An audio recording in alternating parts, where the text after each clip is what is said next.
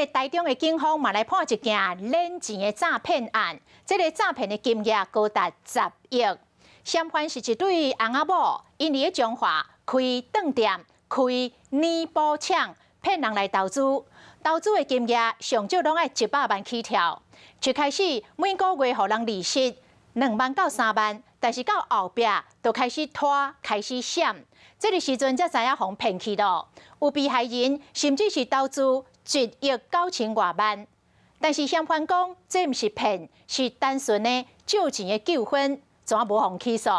是尾啊，这个警方掌握到证据，收集到30多个被害者的资料，甲嫌犯的金流，证实这个嫌犯有冷钱的嫌疑，申请搜索票，甲人抓起来食罪。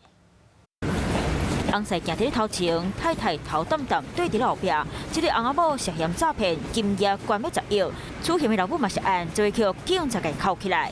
新查被害人高达30余人，那目前最诈骗金额高达10亿。警察调查，这对翁仔某伫咧中华 KO 开饭店，搁伫咧保心开一间内部的工厂，规则公司因仔支票含本票，拐投资人投资，上少100万起跳，讲逐个月会互因2万到3万的利息，剩30个人加入，搁有人落1亿9000多万，头期先拢互因利息，毋过尾啊就开始拖到人走路，投资人找无人，才发现互讲叛啊，甚至有人去甲走去饭店看油查控机。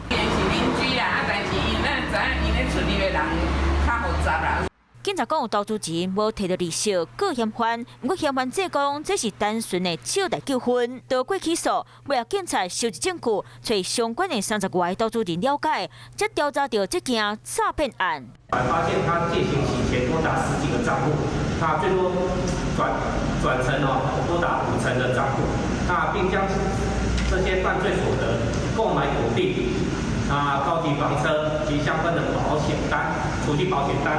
警察成功申请到搜索票了后，分3路甲主嫌翁仔某铐起来，查扣6台车、3笔土地，含贵松山的艺术品，含真侪张定存的保单，银行初步估计超过1000多万。这犯罪所得的侥幸钱会交予法院分配，弥补被害者的损失。